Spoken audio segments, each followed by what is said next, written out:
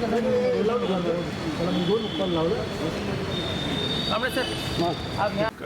है धन्यवाद थोड़ी देर चला ही इन्वर्ट करून घे चलो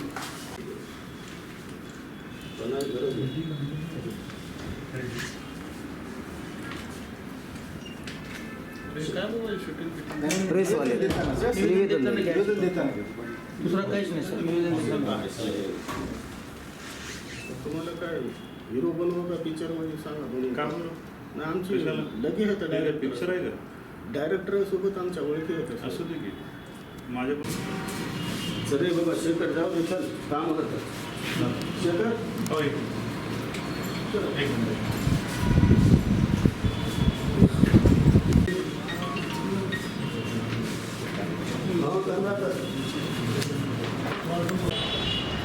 त्याच्यामुळं लाईनमॅन डेच्या कार्यक्रमाला श्री साहेब गेल्यामुळं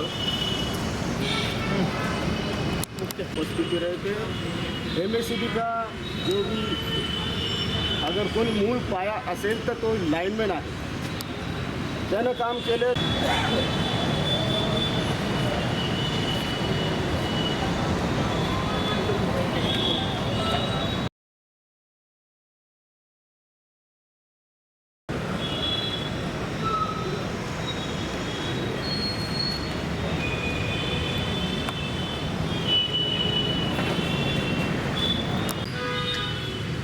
3 साल से नांदेड़ में दाखल हुए वाले एसी करणे व यांना निलंबित करून यांचं रिटायरमेंटसुद्धा मिळू नये एवढं यांचा भ्रष्टाचार झालेला आहे.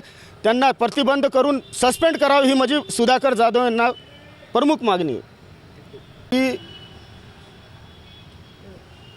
राजाराम माने यांना एसी सुधाकर जाधव यांच्या भ्रष्टाचाराचा 3 वर्षाचा नांदेडमधला काळा चिठ्ठा आणि हिंगोलीमधील केलेल्या भ्रष्टाचाराचा काळा चिठ्ठा आज त्यांना सोपवलेला आणि समिती नेमायला सांगले आणि समितीवर मला घ्यायला सांगितलेले. आता एखादा भ्रष्टाचार आमच्या मंत्र्यावर किंवा मुख्यमंत्र्यावर कोणावर राजकीय पक्षावर होतो, अगोदर त्या पदाचा राजीनामा त्यांचा घ्यावा आणि ह्या भ्रष्टाचाराची एसी सुधाकर जाधव यांची सखोल चौकशी करावी ही माझी प्रमुख मागणी आहे. एसी जाधव तुमचे मित्र आहे असं सांगत आहे लोक, काय आहेत तुम्ही माझे मित्र आहेत, इतर राजकीय पक्षाचे मित्र आहेत, मात्र भ्रष्टाचार केल्याच्या नंतर त्याचं चौकशी करणं हे मित्रत्वच आहे. हे माहिती कुठून DPDC कडून तुम्ही काढली, कुठून काढली ते माहिती?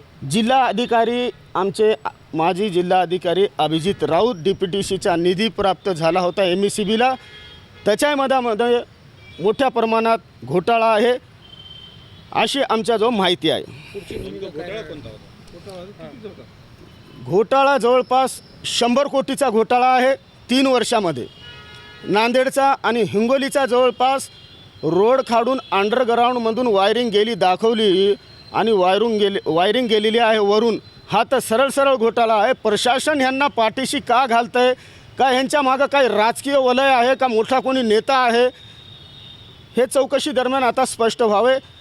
उद्या मी मुंबईला ED कार्यालयाला बी ह्याची एक प्रत सोपवणार आहे. महाराष्ट्राचे ED प्रमुख सिंग साहेब यांनाही ते मी देऊन त्यांची माहिती सविस्तर सादर मुंबईला करणार आहे.